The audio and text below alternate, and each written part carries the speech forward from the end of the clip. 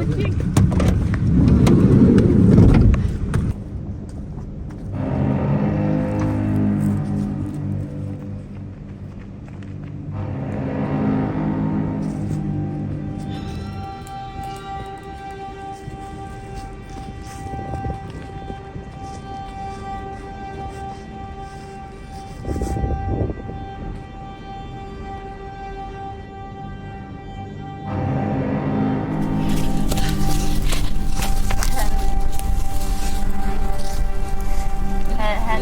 Han er vist okay, han trækker vejret. Jeg tror lige, vi skal få ham op til bussen. Ja. Han er...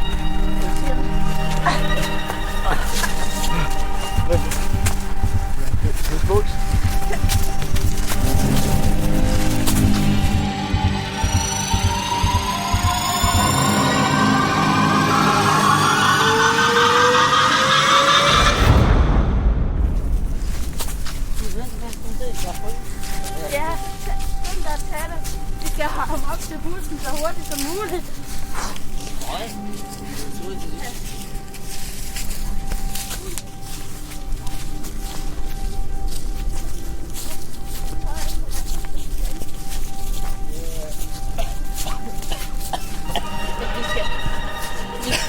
Vi skal ham hurtigt op til bussen.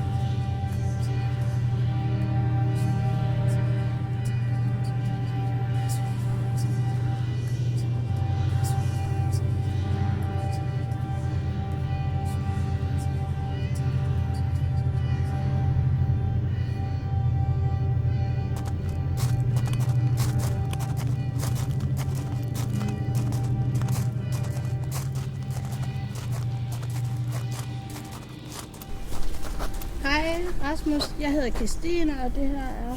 Anfang. Hallo? Han reagerer ikke sådan rigtigt. Jeg har et idé. Hvad er din idé? En idé, jeg har fundet nu. Var det ikke det der ude for marken her? Jo. Så prøv at vise ham det.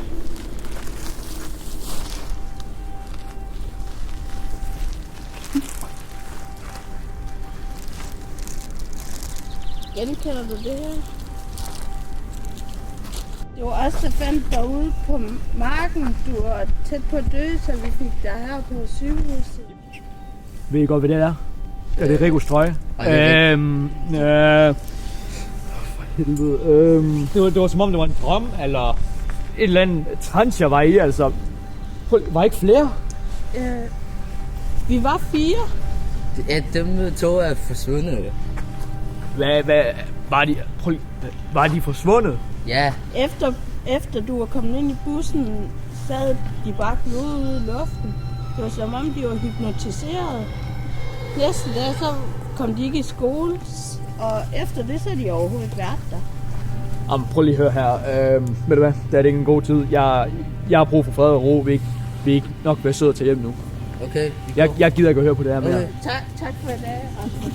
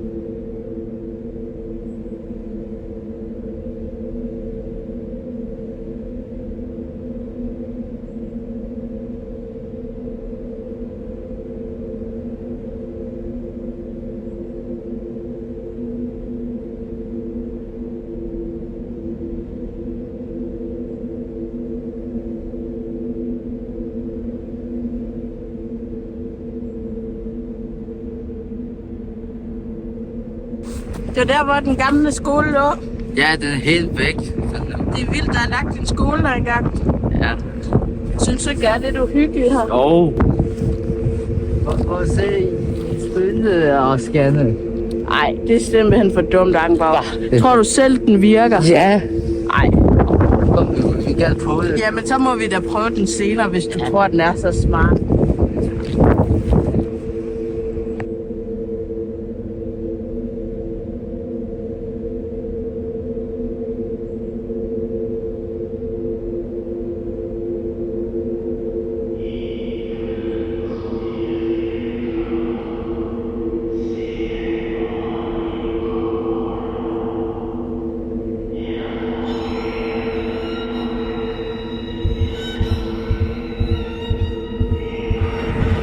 Er det ikke Christian og Sage? De ser helt anderledes ud. Kom, vi løber!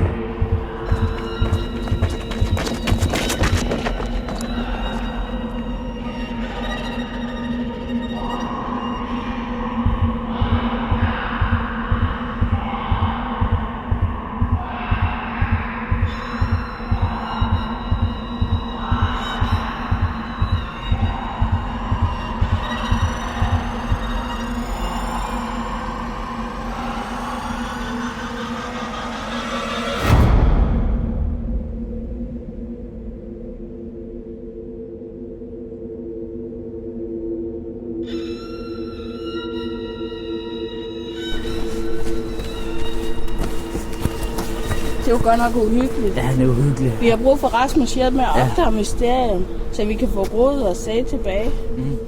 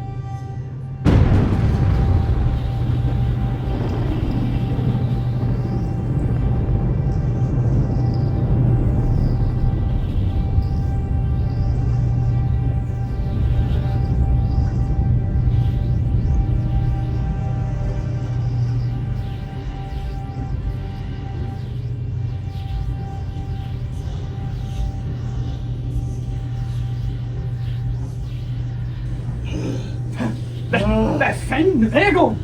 Hvad fanden er der sket? Hvad er der, mand? Er du okay? Rasmus! Hvorfor efterlod du mig? Jamen Rico. Prøv at... Har du været der hele tiden?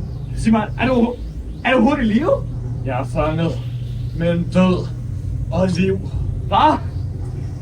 Rico, hvordan er det hurtigt muligt, mand? Det hele begyndte på skolen. Jeg gik herned for at se, hvad der var. Jeg kunne næsten ikke klare det. Jeg var så bange. Men jeg ville bevise over for dig, at jeg ikke var en pisbuks, og jeg ikke var bange. Men så, ud af ingenting, kunne jeg høre døren. Den smækkede. Jeg blev bange. Jeg kiggede mig omkring. Så jeg dem. Mørke Terror, Frederik og hans partner. De fangede mig, linkede mig til et bord. De dræbte mig. De torturerede mig. De skar mine fingre og mit hoved af. Og så ledte de efter dig. Men du flygtede og sprang skolen i luften. Frederik blev desperat og brugte sin magi til at vække mig til live. Og så har jeg arbejdet for dem lige siden. Men så en dag, så gav magien slip på mig, og jeg vendte tilbage. Jeg var så bange, men jeg kunne ikke tillade Frederik og hans partner. De gjorde flere skader på folk. Jeg skyndte mig så hurtigt, jeg kunne finde et våben. Jeg fandt en kniv. Jeg skyndte mig så hurtigt, jeg kunne dolke Frederiks partner til død. Så ledte jeg efter Frederik. Jeg fandt ham. Jeg svor, at uanset hvad der koster, så vil den her dag blive hans sidste. Men jeg fejlede. Han fik mig med sin magi og satte mig i koma. Han vidste, at mørket havde fortaget sig, så han tog min sjæl ud. Han troede, jeg var død. Men ja, jeg havde heldigvis magi nok i mig til at tage ud og lede efter dig, min ven. Så jeg kunne hjælpe dig, så du kunne hjælpe mig med at gøre det af med ham. Du må hjælpe mig, Rasmus. Ellers er hele verden fortabt.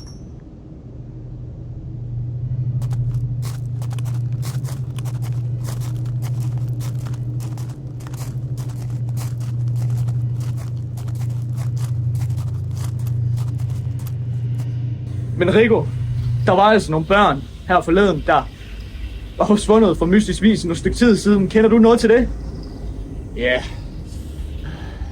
Frederik. Han har brugt de sidste års tid på at lede efter nye håndlanger, efter jeg forrådte ham. Han fandt 2 børn med navn Sag og Rod. Han fangede dem og forbandede dem. De har arbejdet for ham lige siden. Jeg vil så gerne hjælpe dem, men jeg kan ikke. Hvis det skynder dig, så er hele verden fortabt. Vågn op! Vågn op, Rasmus. Vi skal tale med dig. Vågn op for fanden! Hey, for helvede. Hvad? Ja. Ja, vi er kommet tilbage. Vores 2 klassekammerater er blevet forhekset. Vi var oppe på heden forleden dag, hvor de kom imod os. De var helt anderledes. Du er den eneste, der kan hjælpe os med at få dem tilbage. Ja. Okay, nu står jeg. Jeg skal nok hjælpe jer. Og så skal jeg nok redde min gamle ven. Vi må lægge en plan. Men vi får brug for våben.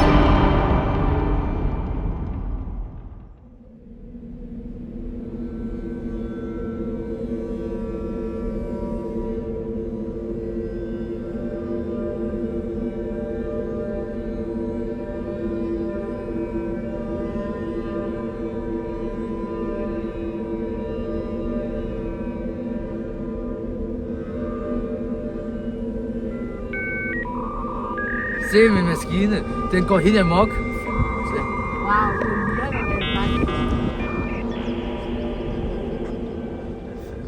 Jeg ved ikke, hvor den peger hen, ikke? Nej. Den peger altså derhen mod, altså det ligner en hule eller en anden indgang.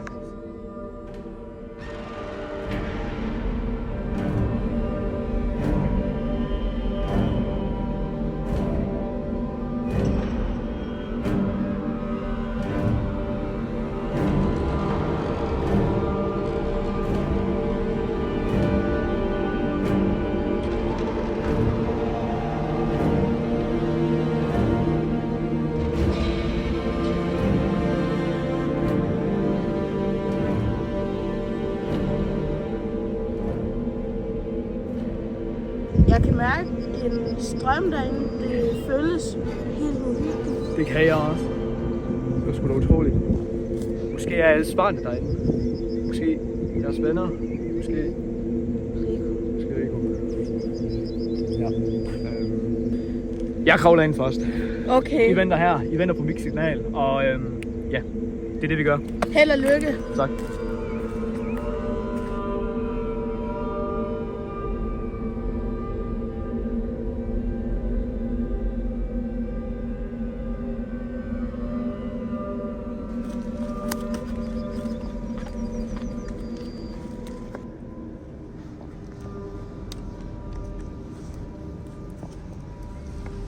Kan du også se noget? Kan du se noget? Hvad er hans signal? Det ved jeg da ikke. Han sagde bare, at der var et signal. Hvornår? Vi må forvente, at der kommer et skrig.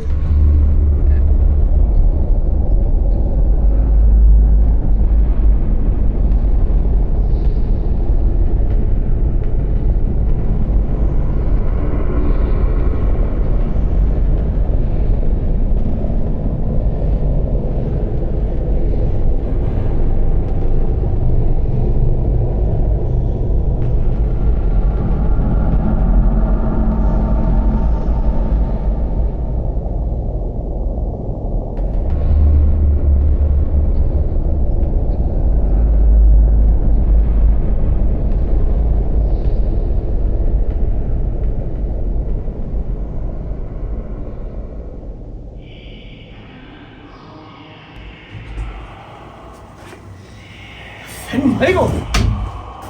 Du er sgu da live. Rico, kan du høre mig? Hvem er du? Au, for fanden! Nej, hvem er du? Motorsav! Christine! Ej, far! Rico! Få nu! Kom der derude! Kom der derude! Christine! Nej, for helvede! Nu! Nu kan jeg se ham nu! Nu! Jeg kravler ind.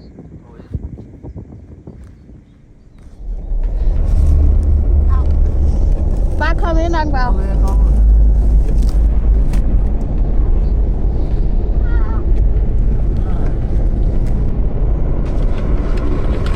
Se, Akbar, det er Rasmus Torben. Her, tag den. Hvorfor mig? Men. Vi har altså lidt travlt. Ja, det er tydeligt. Ja, tag dig sammen. Nej. Nå, er det fedt?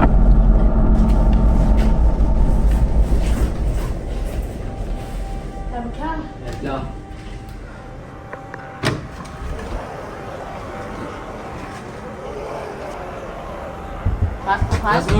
Rasmus er dig. Rasmus.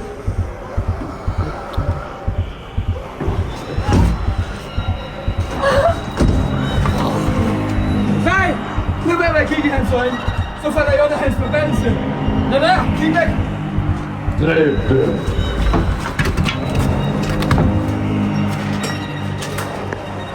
Akbar, skynd dig. De er lige bag os.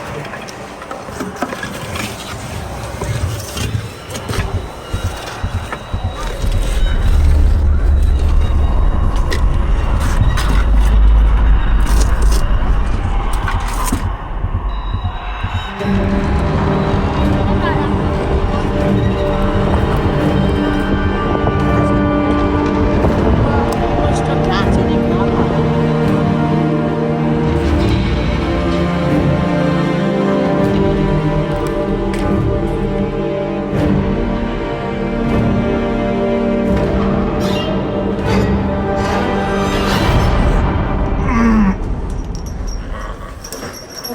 For helvede.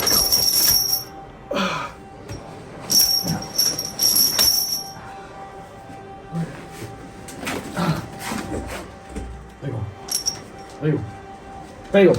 Vågn op! Vågn op, Rico! Vågn nu op, Rico! Hvad sted og vågn op? Pisbuks. Vågn op! Rico! Det er nu!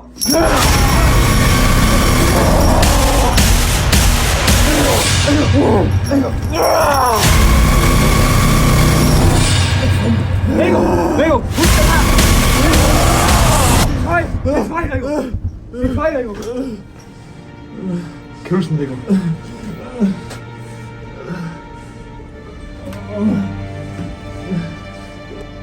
Rasmus, Rico, er det dig? Rico. Rasmus, min gamle ven!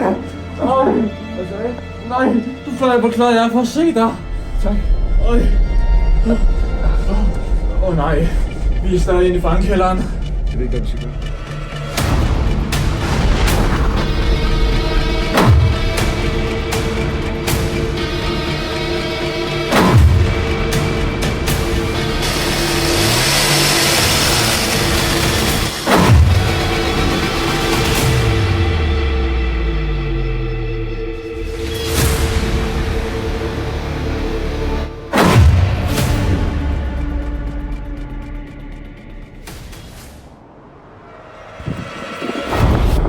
Game over. Jo. Vi må finde ham. Ja. Der er han! Åh nej! Ja! Tag ham, Rio! Ja! Tag ham! Jeg tager ham! Oi! Jeg tager ham! Giv mig det der! Øj, for helvede! Kom her! Kom så! Ej! Kom så! Dit oprør er forbi! Ja!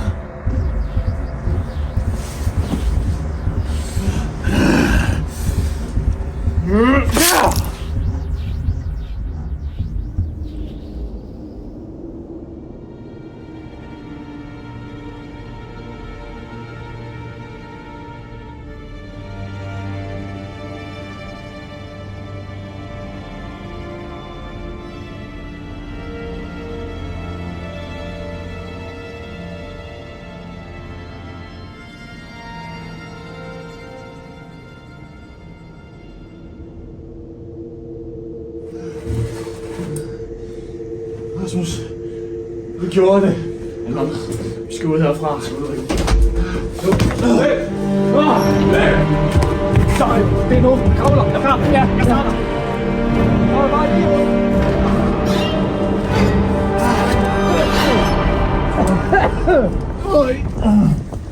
Det er fandme godt gået, Rico. Hej med jer. Hej, Så kan vi stadig leve. det er dejligt.